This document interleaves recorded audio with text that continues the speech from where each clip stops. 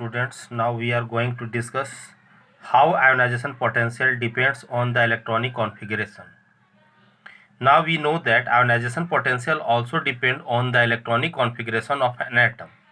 When we look at the value of beryllium and boron, nitrogen and oxygen, we find that first ionization potential of beryllium is greater than first ionization potential of boron, although boron has a smaller size than beryllium.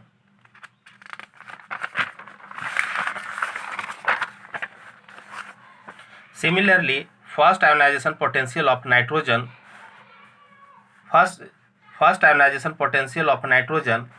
is greater than first ionization potential of oxygen. Although oxygen has a smaller size than nitrogen, this can be explained on the basis of their electronic configuration. Now let us see the first case, beryllium and boron. Here the electronic configuration of beryllium and boron is given. Beryllium having atomic number 4, so the electronic configuration is 1s2, 2s2. Here for boron 1s2, 2s2 and 2p1. So beryllium is more stable and boron is less stable. Why? Because we know that since 2s orbital has lesser energy than 2p and hence more stable than 2p.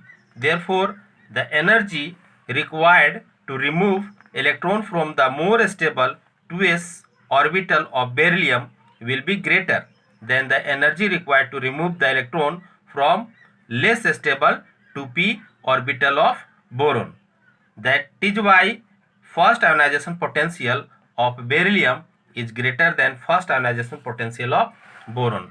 Now we can see the case of nitrogen and oxygen. We see that the nitrogen having atomic number 7 and oxygen having atomic number 8. Now while doing the electronic configuration, the nitrogen, in the case of nitrogen it is half filled configuration, and for oxygen it is not the case of half filled configuration. Here for nitrogen 1s2, 2s2 and 2p3. Now p orbitals requires to fulfill 6 electron, and for half filled it is required 3 electron. Now in case of oxygen the configuration is 1s2, 2s2, but in case of 2p we see that it is not neither half filled nor full filled, hence it is less stable and it is more stable. Now third one case is effective nuclear charge. Effective nuclear charge is also called ZEF. Now we know that every orbital screens the nucleus. Due to screening of inner orbitals, the outermost electrons do not experience 100% nuclear charge. Thus, nuclear charge experienced by the electron to be removed is called ZEF. Now it is the case, it is the nucleus, these are the cells, and it is the outermost cell. Now these are inner cells. So if these nucleus attract the electron of the outermost orbital, here it is a screen which resists the force, and hence it is called screening effect or effective nuclear charge. Now if ZEF is greater, ionization potential will be higher. If ZEF is smaller, ionization potential will be lower. So ZEF is equal to Z minus S. Z is positive charge, total positive charge, and S is screening constant.